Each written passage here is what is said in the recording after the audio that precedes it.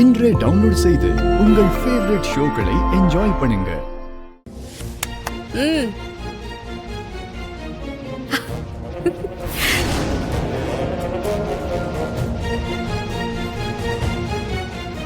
பாரதி, நில்லு பாரதி. என்ன நீ இப்படி கண்டுக்காம போனா என்ன அர்த்தம்? நான் உன்கிட்ட பேசுறதுக்காக தானே கூப்பிட்டேன்.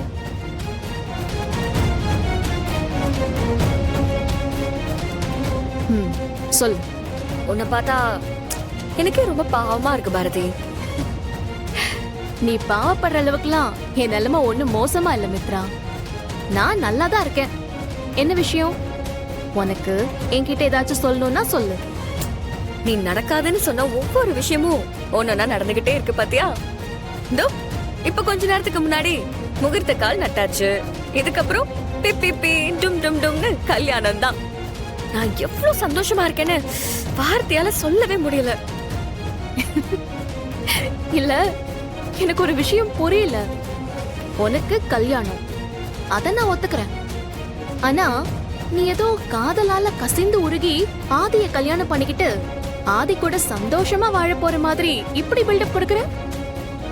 ஆதி கல்யாணம்ங்கிறது அந்த பவானியோட பிளான். கல்யாணத்துக்கு அப்புறம் பவானி சொன்ன மாதிரி எல்லா சொத்தையும் வாங்கிட்டு நீங்க ஆதியை என்ன பண்ணலான்னு பிளான் பண்ணிருக்கீங்கிற வரைக்கும் எனக்கு நல்லாவே தெரியும்.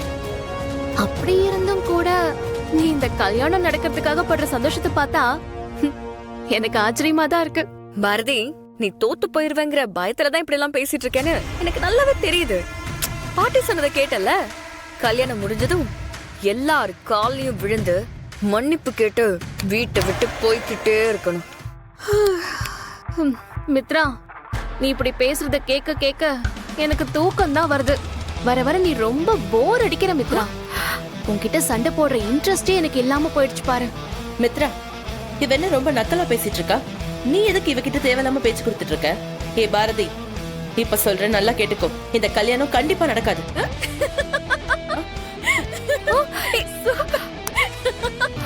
நந்தினி, என்ன உனக்கு பைத்தியமா பிடிச்சிருக்கு? ஐயோ சாரி மித்ரா, அது கோவத்துல பேசும்போது டங்கு ஸ்லிப் ஆகி வந்துருச்சு. பாரதி, இப்ப சொல்ற நல்லா கேட்டுக்கோ. மித்ராவுக்கு ஆதி கூட கல்யாணம் நடக்கும் நடக்கும் நடக்கும். அத நீ மட்டும் கிடையாது, அந்த ஆண்டவனே நினைச்சாலும் மாத்த முடியாது. கண்டிப்பா மாத்த முடியும். நீங்க நினைக்கிறது நடக்கவே நடக்காது. வருகிற எலெக்ஷனில் ஆட்சியை பிடிக்கும் உங்கள் ஆசை கண்டிப்பாக நடக்கவே நடக்காது.